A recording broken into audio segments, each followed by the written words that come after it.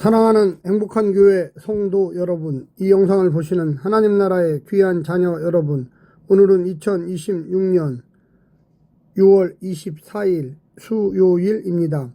오늘 매일 성경 본문에서는 바울은 성도들이 굳게 서 있는 복음의 핵심을 다시 확인합니다. 그것은 성경대로 그리스도께서 우리 죄를 위해 죽으시고 다시 살아나신 역사적 사건입니다. 이 부활의 확실성은 게바와 오백의 형제, 그리고 만삭되지 못한 난자 같은 바울 자신에게 보이신 것으로 입증되었습니다. 바울은 박해자였던 자신이 사도가 된 것은 전적인 하나님의 은혜임을 고백하며 자신의 모든 수고가 오직 그 은혜 때문임을 강조하고 있습니다. 오늘 본문을 나누어 보겠습니다. 고린도전서 15장 1절과 2절, 구원의 기초이자 능력이 되는 복음, 3절부터 5절, 성경대로 성취된 복음, 6절부터 8절, 부활의 역사성을 입증하는 증인들, 9절부터 11절, 하나님의 은혜와 사도됨. 오늘 본문 고린도전서 15장 1절부터 11절 말씀을 듣고 다시 오겠습니다. 고린도전서 15장.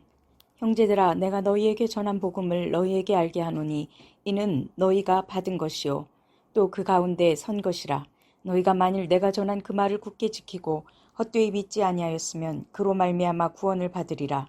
내가 받은 것을 먼저 너희에게 전하였노니 이는 성경대로 그리스도께서 우리 죄를 위하여 죽으시고 장사 지낸 바 되셨다가 성경대로 사흘 만에 다시 살아나사 게바에게 보이시고 후에 12 제자에게와 그 후에 500여 형제에게 일시에 보이셨나니 그 중에 지금까지 대다수는 살아있고 어떤 사람은 잠들었으며 그 후에 야고보에게 보이셨으며 그 후에 모든 사도에게와 맨 나중에 만삭되지 못하여 난 자 같은 내게도 보이셨느니라.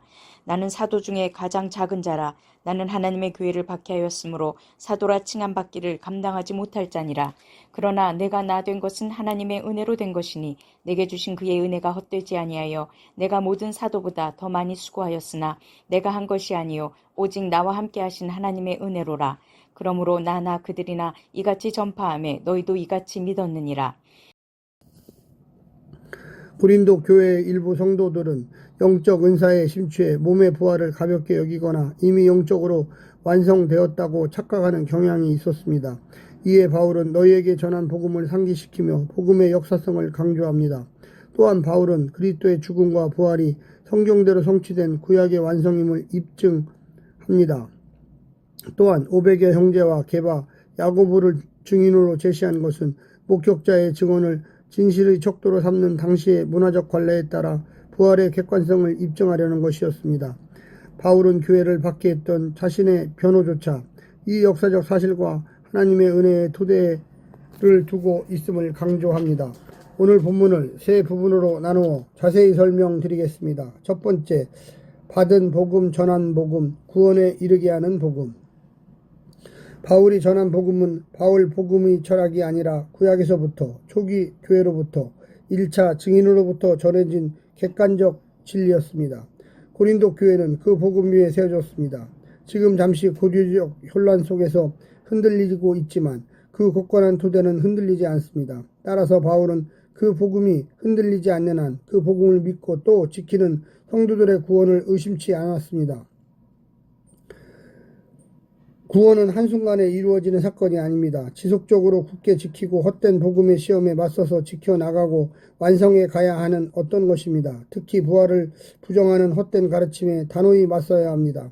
두 번째는 확실한 증거를 가진 부활. 부활은 명백한 역사적 사실이며 그 사실을 입증할 증거들이 차고 넘칩니다. 동시에 부활을 경험했으나 환청도 환시도 환각이 아닙니다. 부활은 인간의 자기 신념도 아니며 꾸며낸 속임수도 아닙니다. 율법에서는 두세 증인이면 증거의 효력을 인정하는데도 부활의 증인들은 허다하며 그 증인들 중에 지금도 살아있는 사람들이 많아서 당장 애라도 정언할 수 있습니다. 그러니 부활이 역사적 사실임을 증명하는 것보다 허위라고 증명하는 것이 더 어렵습니다. 마지막 세 번째는 바울이 직접 경험한 부활. 증인은 바울 자신에게 부활의 증거가 명확합니다. 예수의 부활을 경험하기 전에는 가장 강력하게 이 복음을 거역하고 예수님을 반대하고 그를 죽이는 데 참여하고 그리스도인들을 핍박했습니다. 그랬던 그가 어떻게 이제 그 부활의 증인으로서 유대인으로부터 갖은 수모와 수치와 수고를 감내하는 사람이 되었겠습니까?